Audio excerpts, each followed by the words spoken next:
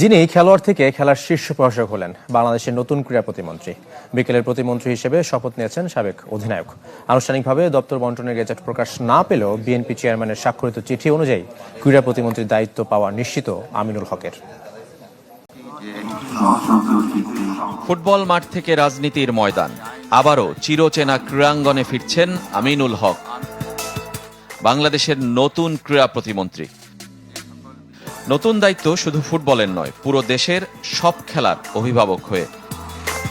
সংসদ নির্বাচনে পরাজিত হলেও তার উপরই আস্থা রেখেছে বিএনপি, তুলে দিয়েছে ক্রীড়া মন্ত্রণালয়ের দায়িত্ব।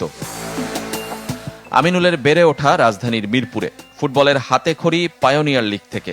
এমএসপিসি সিটি ক্লাবে খেলেছিলেন, সেটা ৯০-এর দশকের কথা।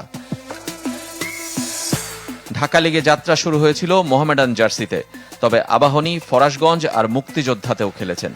মুক্তিযোদ্ধা সংসদ ক্রীড়া চক্র তার ক্যারিয়ারের অন্যতম বড় অধ্যায়। যখন যে দলে খেলেছেন ছিলেন গোলবারের অতন্দ্র প্রহরী।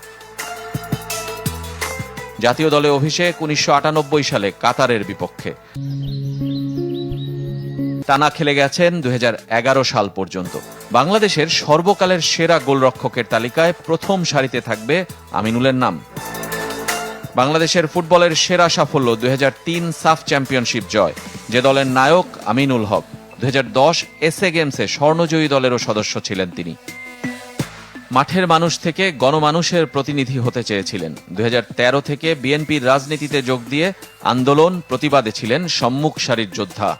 বারবার জেলে গিয়েছেন, হামলা মামলার শিকার হয়েছেন, তবে কখনোই পিছু হটেননি। তারই স্বীকৃতি এই মন্ত্রিত্ব। খেলোয়াড় থেকে মন্ত্রীর দায়িত্ব পাওয়ার প্রথা বাংলাদেশে খুবই কম। মেজর অবসরপ্রাপ্ত হাফিজ উদ্দিন আহমেদ মন্ত্রী হলেও ক্রীড়ামন্ত্রী হননি। কেবল আরিফ খান জয়েরই ছিল ক্রীড়া উপমন্ত্রীর দায়িত্ব পাওয়ার অভিজ্ঞতা। সেই তালিকায়ও নিজেকে উপরে নিয়ে গেলেন আমিনুল। প্রথম টেকনোক্র্যাট ক্রীড়া প্রতিমন্ত্রী তিনি। দেশের ক্রীড়াঙ্গনের প্রহরী এখন আমিনুল হক।